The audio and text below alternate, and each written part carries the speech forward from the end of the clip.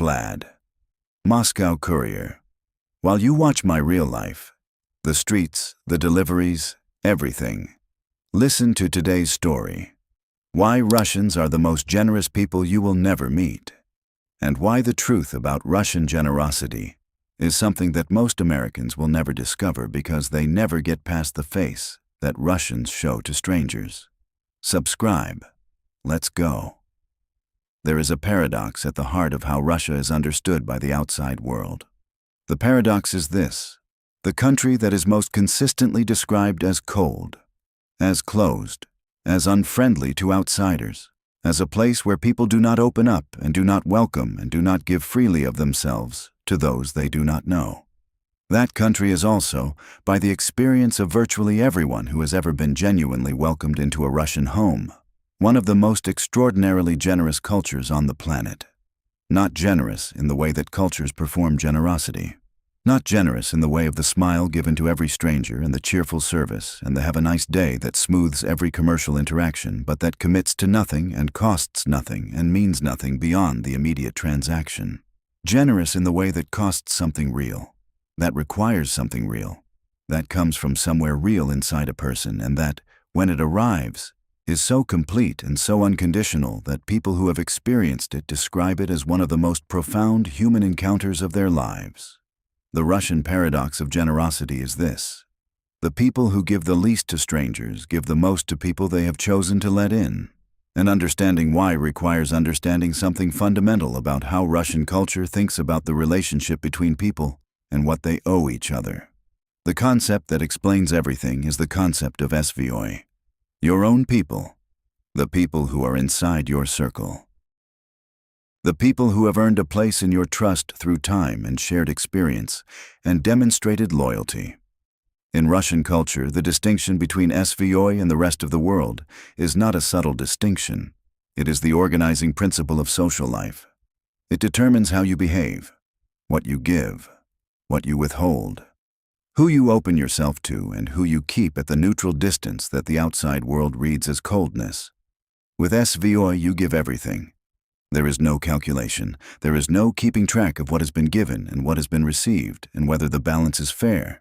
You give because they are yours and you are theirs, and that is what it means to be in each other's circle. The giving is not a transaction. It is an expression of the relationship itself. A way of saying you matter to me in a language that Russian culture trusts more than words. I have seen this generosity operate in situations that would test the limits of what most people in most cultures would consider reasonable. I have seen Russians give money they could not spare to friends who needed it more, not as a loan with repayment terms, as a gift with no conditions attached except the unspoken understanding that the relationship was worth more than the money. I have seen Russians spend entire weekends helping friends move apartments, repair cars, fix plumbing, build furniture, do the physical labor that in other cultures would be outsourced to professionals, because it is easier to pay than to give your time. The payment option feels less personal in Russian culture. When you pay someone, you are completing a transaction. When you give your time, you are giving something that cannot be replaced or refunded. Russians understand this distinction deeply, and the people they have chosen to let into their circle receive their time rather than their money because time is what is actually valuable. The kitchen is where Russian generosity becomes most visible. I have been fed in Russian kitchens in circumstances that made the feeding an act of genuine sacrifice rather than comfortable abundance. Apartments where I could see clearly that there was not much, where the food on the table represented a significant portion of what was available, where the host had planned and prepared and spent money they did not easily have in order to have enough to offer a guest who had come to visit. And the food kept coming, not because there was too much, because the act of offering was not separate from the act of hosting. You did not invite someone into your home and then calculate how much you could afford to give them. You invited them in and you gave them everything you had, and the calculation happened before the invitation, not after. If you could not give everything, you did not invite. If you invited, you gave everything. This is the Russian hosting logic, and it produces tables that are full regardless of the financial circumstances of the person who set them. The vodka bottle that appears on the table when you visit a Russian home is part of this logic. It is not about the vodka specifically. It is about the gesture of opening something, of sharing something, of saying this is mine and now it is ours. Russians share food and drink in ways that create a specific kind of intimacy. The shared meal is not just nutrition. It is a ritual of belonging, a way of making the boundary between mine and yours temporarily disappear. When a Russian puts food on your plate without asking whether you want it, they are not being pushy. They are expressing something that words in Russian culture sometimes fail to express. They are saying, "You are inside the circle now, and inside the circle we take care of each other," and taking care means making sure your plate is not empty and your glass is not empty, and that you leave not just fed, but genuinely cared for in a way that you will remember. The generosity extends beyond food and drink. Russian friends help each other with a comprehensiveness that people from cultures with stronger professional service economies find surprising. If you need something fixed, a Russian friend who knows how to fix it will come and fix it. Not because you asked them to. Because you mentioned it needed fixing and they know how, and of course they will come. If you need something moved, they will come with a car and their weekend and they will move it. If you need something explained, they will sit with you for as long as it takes until you understand. The professional option, the option of hiring someone to provide the service, exists in Russia, but it is not the first option for people within a circle. The first option is to ask someone you know, and the person you ask will almost always say yes. I ride through Moscow every day, and I see the evidence of this generosity in the small things that happen on these streets that most outsiders would miss. The neighbor who carries groceries for the elderly woman in her building without being asked. The driver who stops in traffic to let someone cross who is not at a crossing because the person is old and the gap in traffic is there. The person at the kiosk who gives a few extra items to a regular customer without charging for them because the relationship has accumulated enough goodwill to make the gesture natural. These are small things. They are not dramatic. They do not make the news. But they are the texture of daily generosity in Moscow that exists beneath the neutral public face that outsiders read as coldness. The history of Russian generosity is inseparable from the history of Russian difficulty. This is not a coincidence. The two things are connected in a way that goes deeper than simple cause and effect. Cultures that have lived through genuine scarcity, through periods when there was genuinely not enough of the things that human life requires, develop one of two relationships with what they have. They develop a hoarding relationship, a protective relationship with resources that treats sharing as a threat to survival. Or they develop a sharing relationship, a relationship that treats the giving of what you have as the fundamental act of human solidarity in a world where tomorrow is not guaranteed, and the only thing that is certain is the people standing next to you right now. Russian culture chose the second path, not consciously, not as a policy or a philosophy, as a survival strategy that became a value, that became a character trait that is now so deeply embedded in the culture that most Russians could not explain it if you asked them to. They just know that when someone needs something and you have it, you give it. The explanation for why seems unnecessary, because the answer is obvious. They need it. You have it. You give it. The Soviet period reinforced this in ways that are still visible in the behavior of the generations that lived through it. The Soviet economy was an economy of shortage. Not shortage of everything. Shortage of specific things at specific times in ways that were unpredictable and that required networks of mutual assistance to navigate. If you knew someone who worked in a shop that received a delivery of something scarce, you called the people in your circle and told them. If you had access to something that someone else needed, you got it for them. The network of mutual assistance that operated alongside and often instead of the official Soviet distribution system was built on exactly this principle. What I have that you need, I will share with you. What you have that I need, you will share with me. Not because we have made a formal agreement, because we are in the same circle, and that is what the circle means. The specific Russian practice of giving gifts when you visit someone's home reflects this history and this value simultaneously. You do not arrive at a Russian home empty-handed, not because it is required by etiquette in some formal sense, because arriving empty-handed would suggest that you came to receive without bringing anything of yourself, that you expected to be given to without offering anything in return. The gift does not need to be large. It does not need to be expensive. It needs to be something. Flowers, a cake, a bottle. Something that says, I thought of you before I came. I prepared something to bring to you. I did not arrive as a person who expects to be served, but as a person who comes to participate in the mutual giving. That is what visiting means. The host will probably say, you should not have. This is not false modesty. It is the ritual acknowledgement that the gift was not required, that the giving was voluntary, that the relationship does not depend on transactions. And then the gift will be received with genuine pleasure because it was given freely and received freely, and both sides understand that the freedom of it is what makes it meaningful. The Russian practice of helping strangers in specific circumstances reveals something interesting about how the generosity and the public neutrality coexist within the same culture. Russians who will not smile at a stranger on the street will help that same stranger without hesitation if the stranger is genuinely in need. If someone falls on the street, Russians stop. If someone needs directions, Russians give them thoroughly and carefully, and often walk with you to make sure you find the place. If something happens on the metro, someone feels unwell, something goes wrong, the neutrality of the public face disappears instantly and is replaced by the practical concerned attention of people who know how to respond to someone who needs help. The neutrality is not indifference. It is the absence of performed warmth.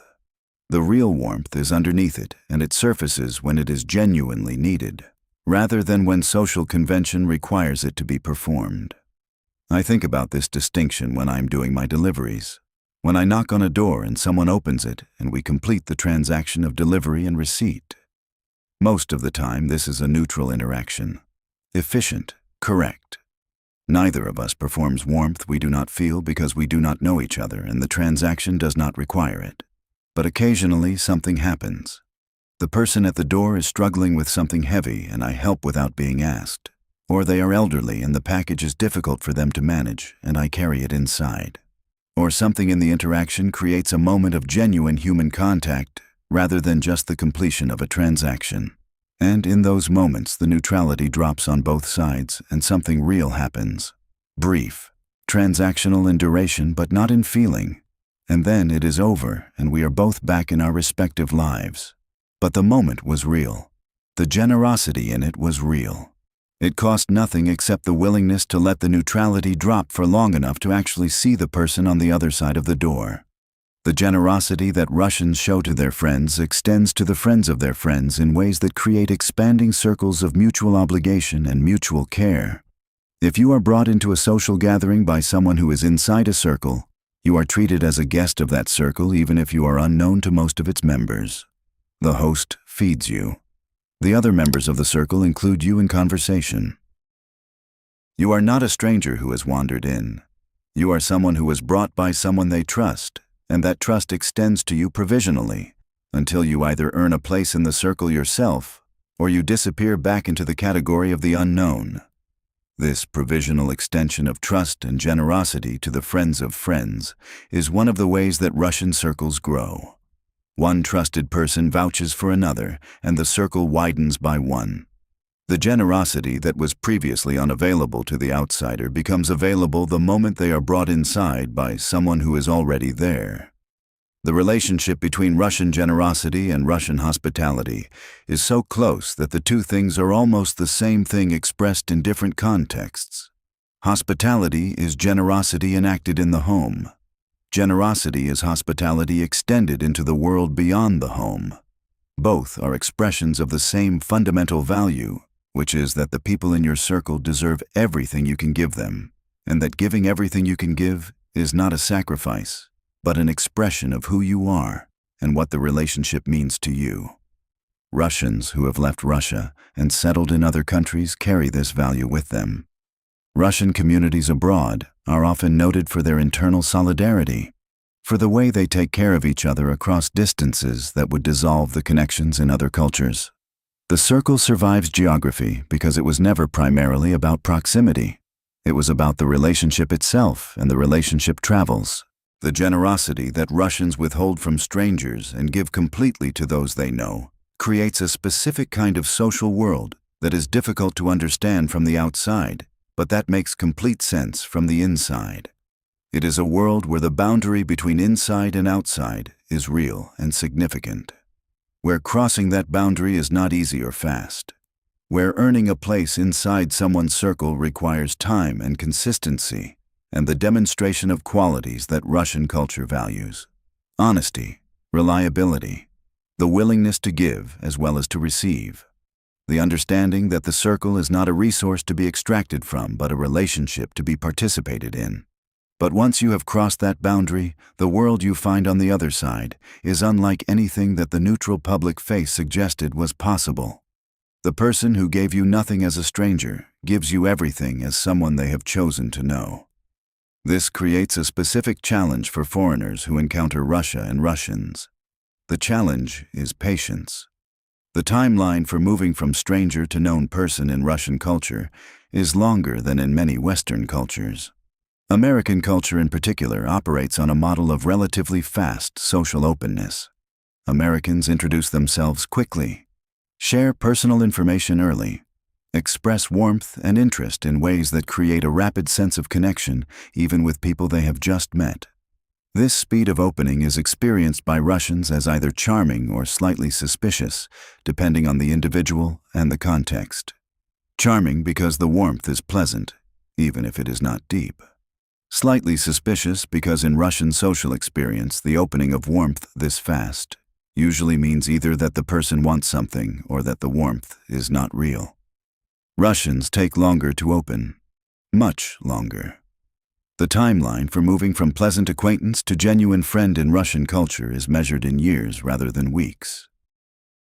But what you get at the end of those years is something that the fast American opening rarely produces: a relationship of genuine depth, of genuine obligation and genuine care, of the specific kind of loyalty that Russian culture reserves for the circle, and that once given is not easily withdrawn. The foreigners who have experienced Russian generosity at its fullest are almost always people who stayed long enough, who were patient with the neutral face, who understood that the absence of performed warmth was not the absence of warmth itself, who kept showing up and kept being consistent and kept demonstrating through their actions, rather than their words, that they were worth knowing, and who eventually found themselves on the other side of the boundary looking back at the neutral public face and understanding for the first time what it was actually protecting. Not coldness, not indifference. One of the warmest and most complete forms of human generosity that exists anywhere in the world. I have been on both sides of this boundary in my life. I have been the person delivering to a door who gets the neutral transaction and nothing more. I have been the person sitting at a kitchen table at midnight with people who have decided I am worth knowing and who are demonstrating that decision through the food they keep putting on the table, and the time they keep giving, and the honesty they keep offering. Both experiences are real Moscow. Both experiences are real Russia. The neutral transaction is not a lesser version of the midnight kitchen. It is a different mode of human interaction serving a different purpose. The neutral transaction moves the city. The midnight kitchen is what the city is for. What Americans miss about Russian generosity when they read the surface of Russian public behavior is exactly this distinction. They see the neutral transaction and they conclude that there is nothing behind it, that the efficiency of the interaction is the whole story. That the people moving through this city without performing warmth for each other have no warmth to give. This conclusion is wrong in a way that has real consequences. It shapes how people from outside Russia think about the possibilities of human connection across cultural difference. It leads to the conclusion that Russians are not people you can really know. Not people who will really open to you. Not people whose inner lives are as rich and as warm as the inner lives of people who perform their warmth publicly. This conclusion is wrong. The inner lives are there. The warmth is there. The generosity is there. It is just protected by a boundary that requires time and consistency to cross, and that rewards the patience to cross it with something that the quick American opening rarely produces. The specific texture of Russian generosity has qualities that I want to describe, because I think they are not well understood outside the culture. The first quality is completeness. When a Russian decides to be generous with you, they do not calculate how much is appropriate. They give what you need. If what you need is more than they comfortably have, they give it anyway, and figure out the personal cost separately. The giving and the calculation of personal cost are not simultaneous processes. The giving comes first. The figuring out comes after. This completeness is what makes Russian generosity feel different from the calculated generosity of cultures where the appropriate amount is always being assessed. You do not feel measured when a Russian gives to you. You feel given to, completely, without reservation. The second quality is privacy. Russian generosity does not perform itself. It does not announce itself. It does not expect or particularly want recognition for the giving. A Russian who helps you does not need you to make a big deal of the help. They do not need to be thanked effusively. They do not need the giving to be witnessed by others. They gave because you needed it, and they had it, and that is the complete story. The absence of performance around the giving is part of what makes it feel real. It is not a transaction designed to produce gratitude or social credit. It is just the natural response of a person in a circle to another person in that circle who needs something. The third quality is durability. Russian generosity does not have an expiration date. If a Russian has given to you, they continue to be available to give to you. Not indefinitely in all circumstances. Not without the possibility of the relationship changing. But the default position is continuity. The person who helped you last year is still the person who will help you this year if you need it. This durability is what produces the specific kind of security that people inside Russian circles describe when they talk about what the circle means to them. It is not just that help was given. It is that help is available. That the relationship is a resource that exists over time and that does not need to be renewed with each individual act of giving. I ride through Moscow every day, and I carry all of this with me. I see the neutral faces on the street, and I know what is behind them. I have been to enough midnight kitchens to know.